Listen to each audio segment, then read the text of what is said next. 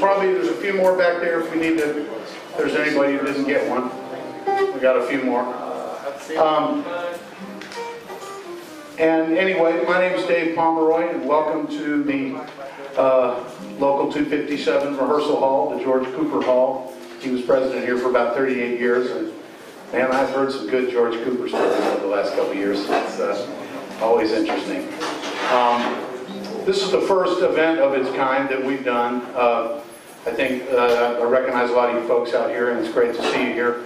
We've really tried to make the Musicians Union more of a resource and a help to building our community as much as we can. So this is kind of the start of these kind of events. Hopefully we're going to do a lot more. We've been throwing around the idea of actually having a jam session, which would really be crazy, but you know, we may have to get a bigger venue. But anyway, I'll just kind of start this thing off with just a few acknowledgments and introductions. This is a great idea, and we'd love, Craig and I would love to say that we thought of it all on our own, but we didn't. This fellow here is Doka Turner, folks. Give him a round of applause, and I'll tell you why.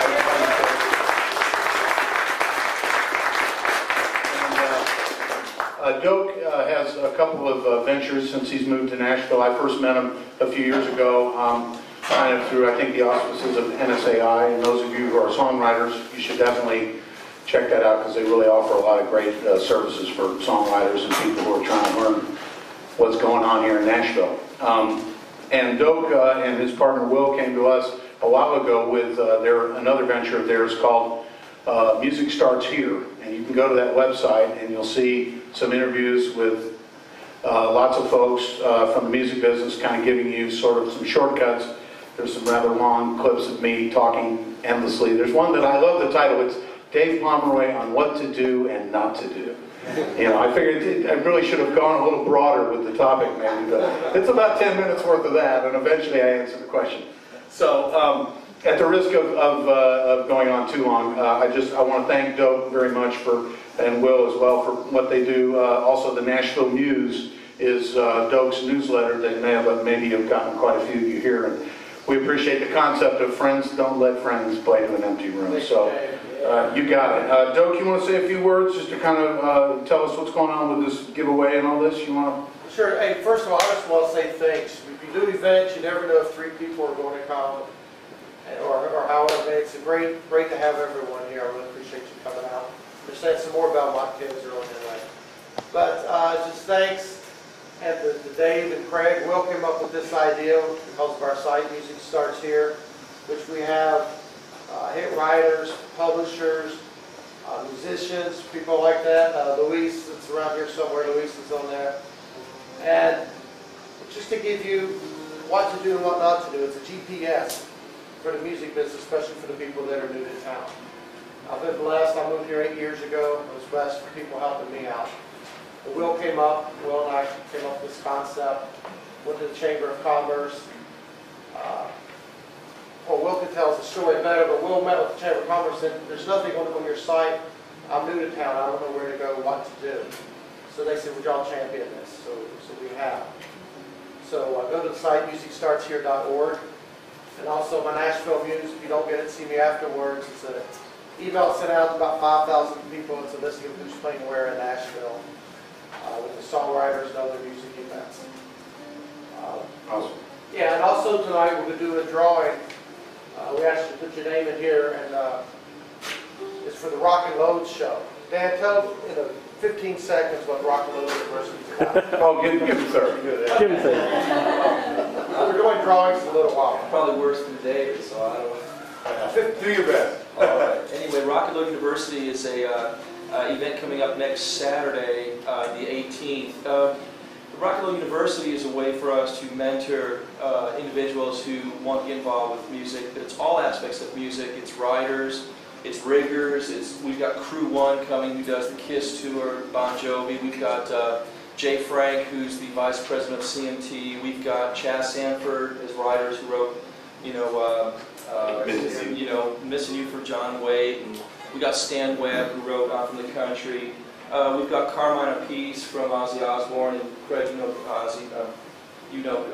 Carmine. And we've got Kent Wells, who produces Dolly Parton, phenomenal rock and roll guy. But this is really a way for us to go ahead and preserve our past. It seems like once you get to a certain age, people just kind of discard you.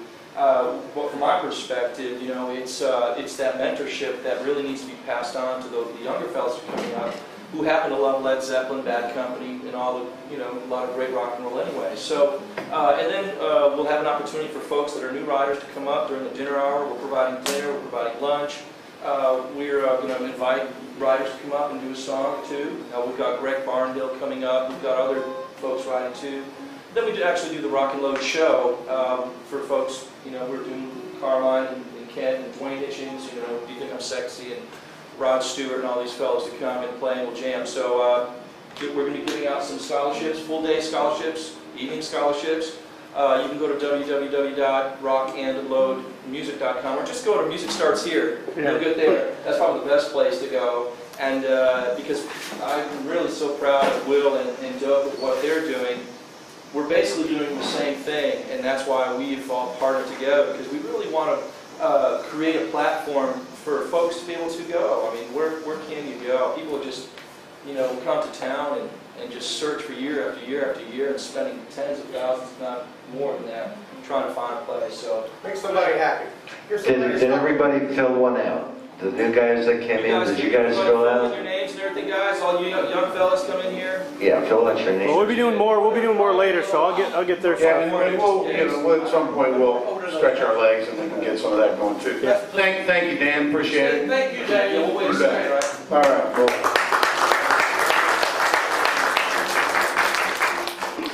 So as we said, this is the first time, so we'll try to, kind of just, what we have in mind is you're going to kind of get to know each of the players a little bit and kind of just talk a little bit about our background. We'll ask each other questions. You guys are welcome to ask questions. And then for the end of the thing, we're going to take a song that Fred wrote that we've yet to hear. And he was kind enough to write a chart, unlike many songwriters. We appreciate that, Fred. A little time saver. And we'll basically arrange. It's all about the budget, Dave. It's all about the budget. It's all about the budget. So we'll take this song and basically arrange it for the band as if we were cutting a basic track on a session, and kind of give some of you folks that maybe haven't had that opportunity a chance to see some of the elements that go into this. A lot of which is lack of time and being able to think on your feet and really get somewhere fast. So I'm going to go around with our panelists. As I mentioned, John Yudkin will be here any moment. And I'll just give a brief description and then ask everybody to kind of just give a little bit of their background, and so you all will know us a little better before we get into this. My dad was in the military. We kind of moved around a lot when I was a kid. I lived in England from 1960 to 64 as a very young kid and was totally glued to the television and what those crazy long-haired guys were doing even before they came to the States. So when I came over to the States in the summer of 64, I was, prepped more than I realized for, a career in music. We settled in Washington, D.C. I played in the school orchestra for a couple of years playing string bass, and then I figured out that this was the same as that, and plugged in and got really loud for quite a while, and then sort of circled back around to jazz and some other kinds of music. I spent some time in Pennsylvania, but a real critical thing for me was when I was 20 years old. My dad was stationed in Belgium at NATO headquarters, and so I went over there and I went to London and lived there for a year. Got there on a Wednesday, got an audition on Thursday, had a rehearsal Friday night and my first gig on Saturday, and got a work permit. Lived there for a year, played in a bunch of different bands, totally starved, but it was a great experience. And coming from there at the end of 1977, I thought, if I'm coming back to the States, I got to go to New York, LA, or Nashville. And I didn't know anybody in New York or LA. I knew one person here, so I thought I'd come check it out for a couple weeks, and it's been 33 years. And I was here for about a year and a half, struggling, doing various things, paying some pretty serious dues, musically and otherwise. And after I'd been here a little while, I got a job with a guy named Don Williams, who's just a fantastic artist, great person. And I stayed with Don for 14 years, and through the time I was with him, I gradually started getting into doing studio work, writing songs, all the other aspects of the business. And Don was very encouraging, very much of a mentor. And I finally sort of broke into the session scene kind of late in the 80s and played on a lot of records and kind of balanced being on the road and doing sessions, and finally got off the road in '94, went totally freelance, which I did for about another 14 years, and then I got the union activism bug and started getting involved. John Yudkin, ladies and gentlemen.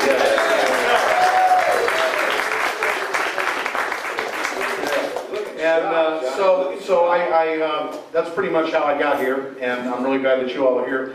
I'd like to introduce this guy. He'll tell you everything you need to know and more, but I'm just going to tell you that this guy right here is our Secretary-Treasurer of the union here, and Craig has done an incredible job, not only with the bottom line, but also with reaching out to young musicians and the community, and I'm so happy to be a partner in not crime, with Craig Kramps. So please make welcome Craig Kramps. Thank you. Every German Polish boy in Milwaukee had to play the accordion. It was mandatory. And so my older brother at 10 started playing an accordion, and for some reason there were drumsticks in the house. My dad was a railroad man who absolutely loved music. Every paycheck he would buy records, and even before I could read, I was marking records with a crayon to see what my favorite side was. And there was always music in the house. And my brother started playing an accordion. I was 7. I picked up the drumsticks and started beating on pots and pans and chairs and wooden, boxes. My parents bought me a Sears drum set at 8. It had paper heads and a wooden cymbal, literally. And from that, they realized I could play. I played my first gig at 9, and I've been playing ever since. Life is funny. In my era, nobody ever grew up to be a musician. Maybe it was something you did part-time. Maybe you had a regular job and played weddings a couple times a month. But looking back on my life, whenever there was a crossroads, music always won. A band, my brother was going on for a master's degree. Craig, I don't think I can keep the band together. At the same time, a band came to town, heard about my reputation, and a week later I'm opening up to 18,000 for the Beach Boys, and I went, this is really cool. It's a long story. We won a battle of the bands. We were discovered by Dick Clark. Dick Clark said where the action is. In the 60s, he had a television show that was on every afternoon. Where the action is coming to town. I want to put you guys on. We said, well, you got to lip sync something. He said, go record something. Mercury Records was in Chicago, heard about the band, arranged for us to go into a recording studio, record with a top producer who actually recorded the first Rod Stewart album. We recorded 2 songs. The next day we signed our contract with Mercury Records. 2 days later, literally, the record is on WCFL and WLS in Chicago, the 2 stations. That's what's changed from today. 2 days later, what we recorded was on the radio. I'm so experienced that my first recording was on 2-track, literally 2-track, where you just had to do it all live. 3-track came in for a second, and it was, oh my God, we can do a separate vocal. All the Jan and Dean recordings, by the way, were 3-track. From there, it went to 4-track, and we actually did the very first 8-track recording that was ever held in Chicago. So it was an invaluable experience, and I don't know if this should be part of this or let the other gentlemen go on, but I feel it's important to say that in my era, nobody knew what a session player was. And now people say, I want to grow up, I want to be a recording musician. Nobody did that in my era. You wanted to be part of a band.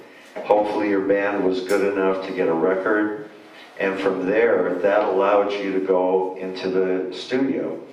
Finally, I think it was in the 60s that all of a sudden musicians were starting to get credits on records.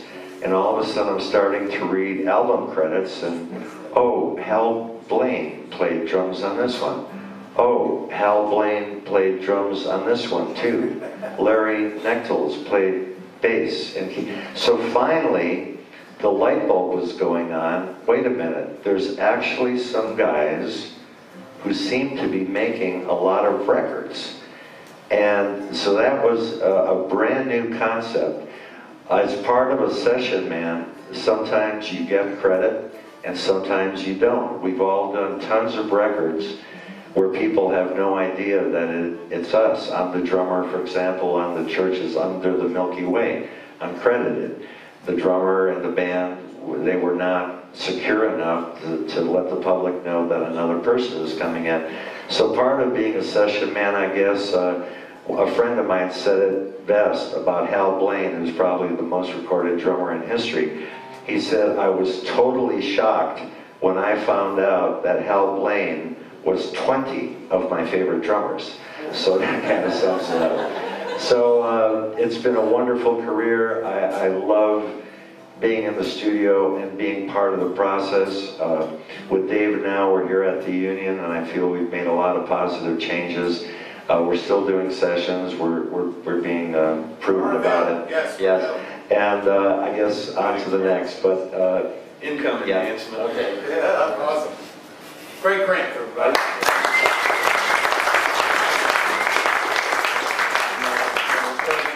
He didn't tell you that he produced some of the early Melissa Etheridge stuff and played on those records, and Betty Davis Eyes and a whole bunch of other stuff too. So there'll be more. And you know, one of the things about being a session player, in fact, being a session leader, sometimes you have to scramble at the last minute when something changes. And those of you that got the email might see that Jeff King was scheduled to be here this evening. Well, you know, with all the money we're paying him for this seminar here tonight, Jeff found him found him a paying job and had to take it on real short notice. And so, luckily, Nashville is a town where you can pick up the phone and you've got an awful lot of great options on any instrument, certainly on the guitar. So we're very happy to have with us tonight Tom Britt. And Tom, tell the people a little bit about you. Well, after Craig, I don't have a whole lot to say.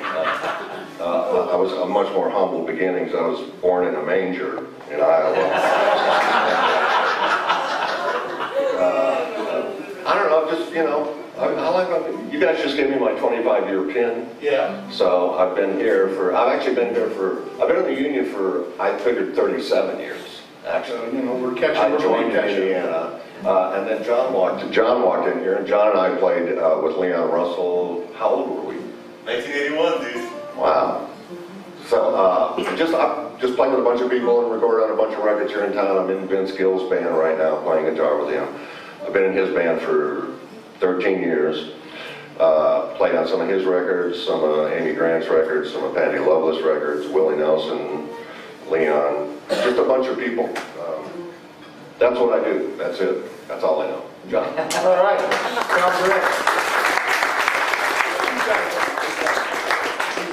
That's back to Fred. And so let me tell you a little bit about John Yudkin. He was in a band with some guys I went to high school with in Pennsylvania, and he came to town, and the first thing I remember is you were complaining about that. I couldn't remember if it was grocery bags or grocery sacks. Which one? They called it a sack. It's called a sack. He didn't like a sack. He thought it was a bag of groceries, not a sack. And we had a little southern discussion. It's like, well, John, you're here now. Better get used to it. And he was playing with an artist who was basically known for like one TV album. And the next thing you know, boom, he's playing with Leon Russell. And it's like, hey, dude. So John we traveled together on the road for years. When I was playing with Don Williams, he played with Kathy Mattea. We did a bunch of shows together. But he's an amazing musician. He's created a whole universe of stuff that only he can do, which is a really good way to get hired. So here he is, folks, John Yudkin. Thank you.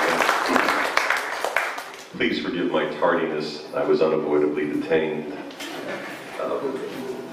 First, I'd like to make sure that you understand that being a musician in Nashville right now is probably the best thing that you could possibly want to be if you're a musician. If you're addicted, if it runs through your veins constantly, then this is the place to be. And one of the greatest things that's happening right now is that Dave and Craig are running this union in a positive direction. And we have, one step at a time, an amazing amount of accomplishment. Beyond the wave of work is the accomplishment that's happening, so keep that in mind. You want to be here. If you're here to do this, you want to be here. In short, let me just, Fred. They're not going to wait to work this. We work by, work this. And Tom, I can't imagine, it's such a great surprise. When you see somebody that you worked with 30 years ago in this town, you go, this is great, this is beautiful, this is family. Break it down to some quick things. Everything that I was able to benefit from came about because of just branching out and learning. You know, learn everything you possibly can. In the case of the singer who had the TV record, it just so happened that one of the guys that came and went in that band found out that Leon was auditioning and called me and said, I know you're a great Leon fan, you know what I'm talking about there, you know.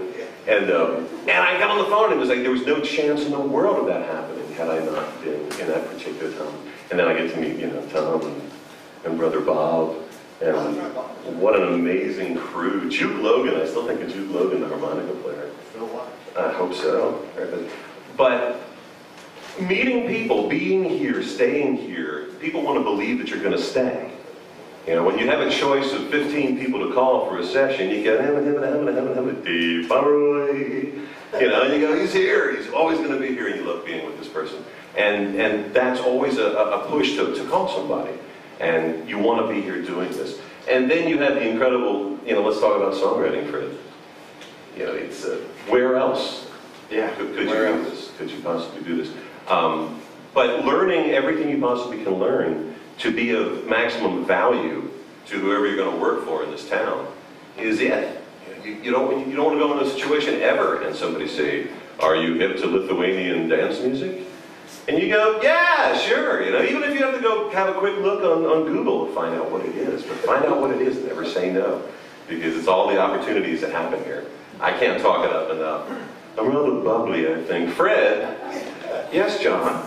Take over for now. We'll get back to it later. Thank you so much for being here. Well, I was born a small black child in Mississippi.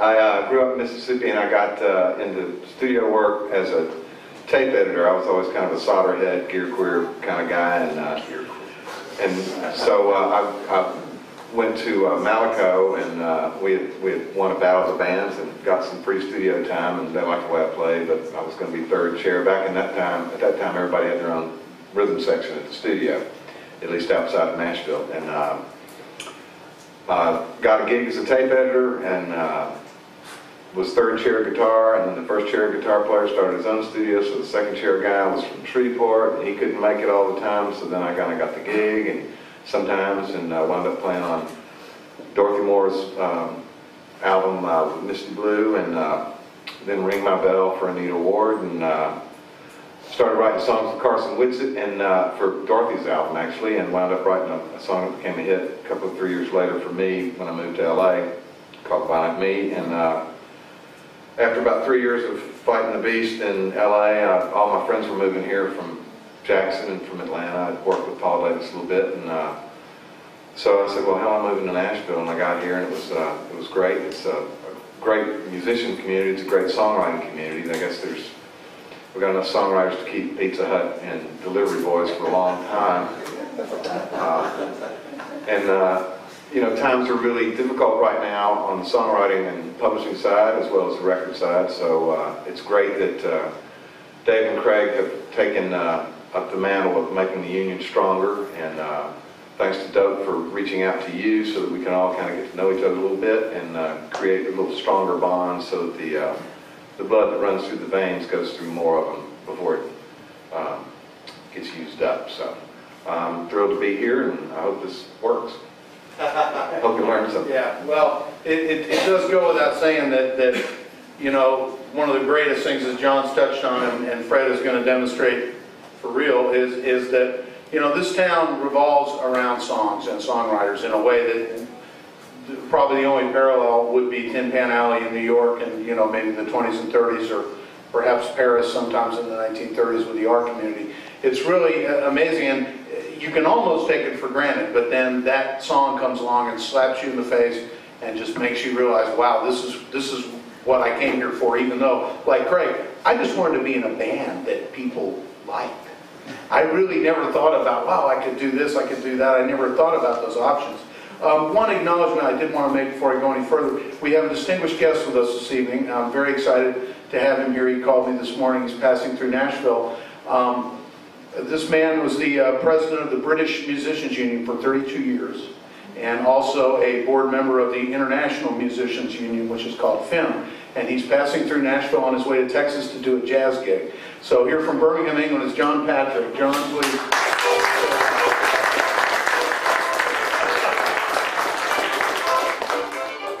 Nice.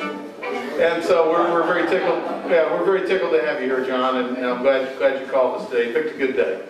And so I've got a few questions that I kind of prepared, but honestly, there's so many people here, and I know you guys are thinking about a lot of stuff. I think in order to give everybody plenty of time to ask questions, if you've already seen, we can talk for plenty, but we might need some new subject material. So I would certainly welcome questions from the floor.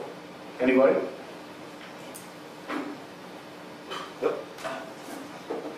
In terms of your maturation as musicians during these sessions that's coming up, did any of you have any classical training, anything like that? Or was it really just by playing with people who were better or different than you were at your instrument? Over to you, John.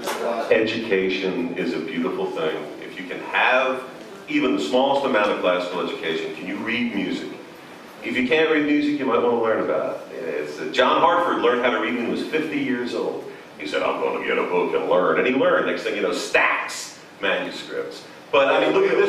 Willie Weeks called me one time. Yeah, Willie. A book. I need a book. I need a book. Give me a book. And I did. I mean, if you were an electrician, you would have to learn how to read a schematic. I mean, it's kind of the same If you thing. were moving to France, you'd want to learn how to speak French. Just a little. You know? And I've heard, especially from young rock and roll musicians, that they have a fear that if you get skilled, if somehow you learn how to read and somehow maybe you take lessons, that's going to take away somehow this rock and roll passion or this excitement and this thing, and that's not true. And just like these guys just said, knowledge, I think, is power.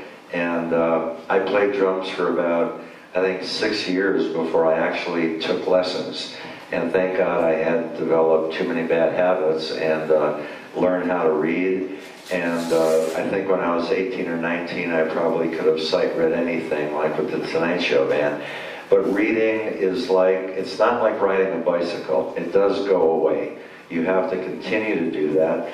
And in LA, then when I graduated, finally, from more records, people would call, Craig, I can't pay you. And I probably shouldn't say this as a union officer, but just the opportunity to get into the studio and learn my craft rather than watching television and learn about reading chord charts. And like I said, a funny story with reading music. So I could read anything, and I get a call from Bill Conti to do Rocky III. And the Eye of the Tiger was one of the songs we cut. And he passes out real drum charts, real music. And by that time, I was scared. My reading had gone. I was reading chord charts. I let it slip. And he passes out the music. And it was, oh my God, I'm in trouble.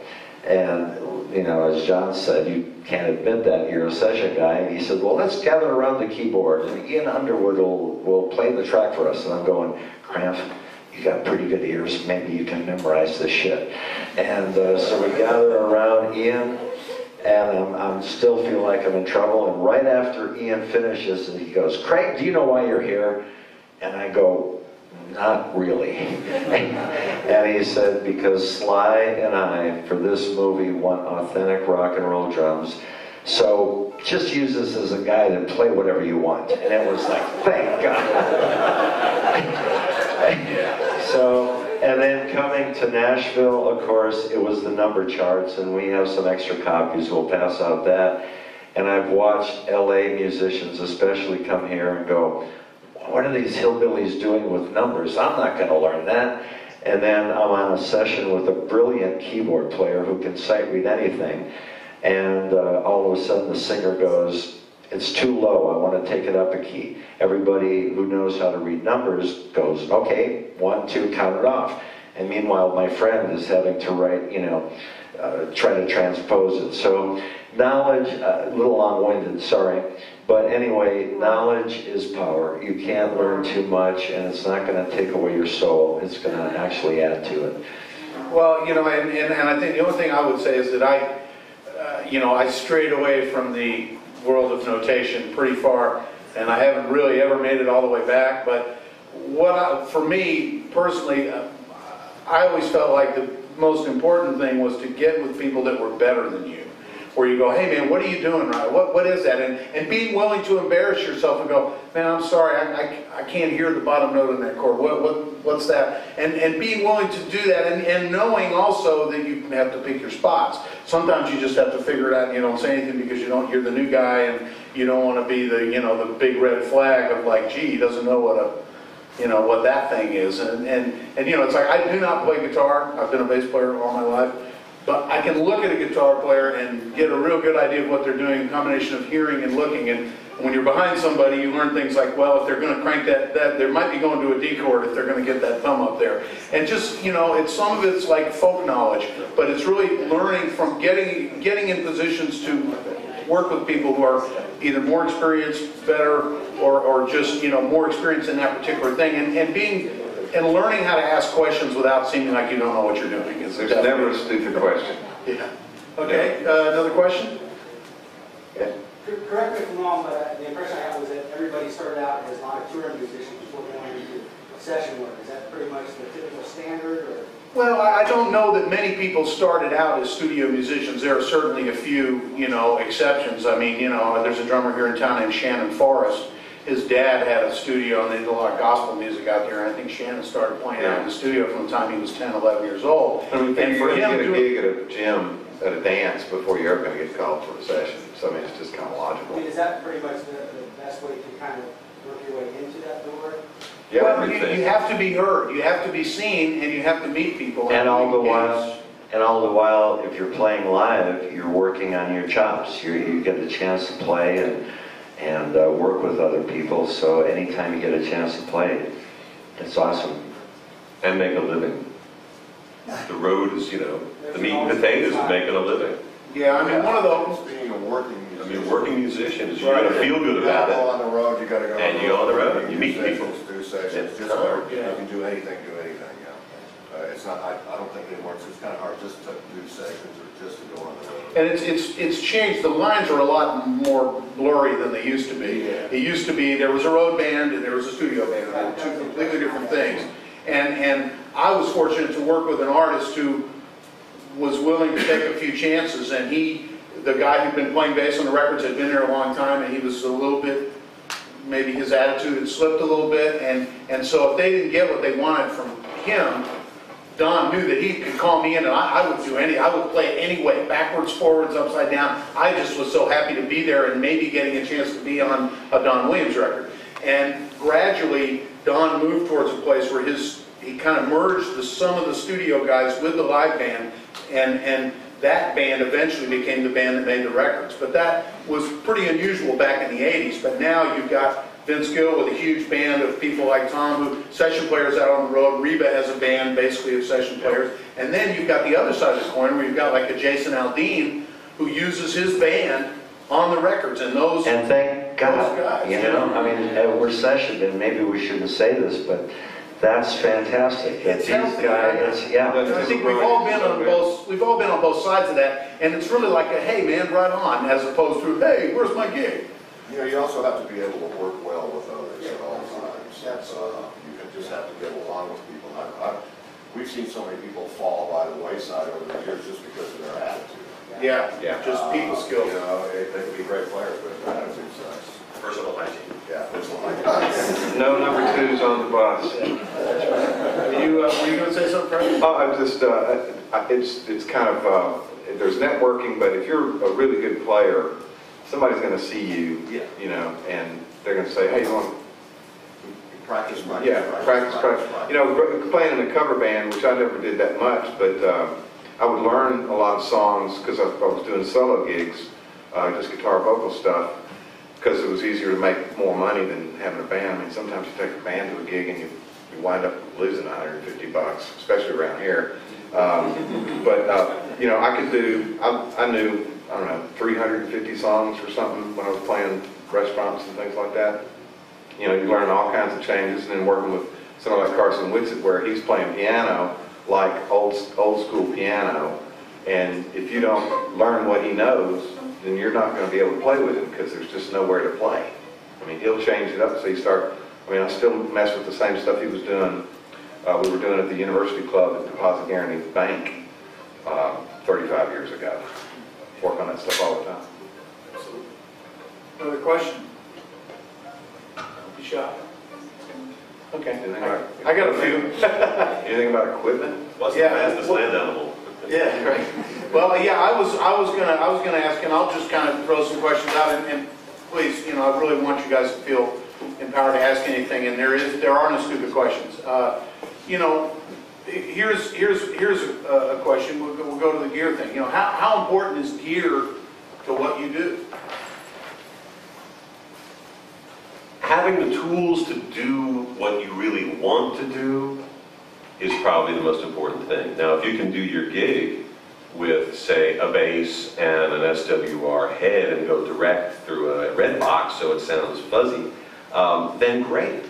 You know, but if you have to have an 8-space rack and a couple of cabinets to really feel comfortable about playing your best, I mean, it always comes down to you want to give your employer, whoever it is, the best possible music that they can get, or they're going to go somewhere else.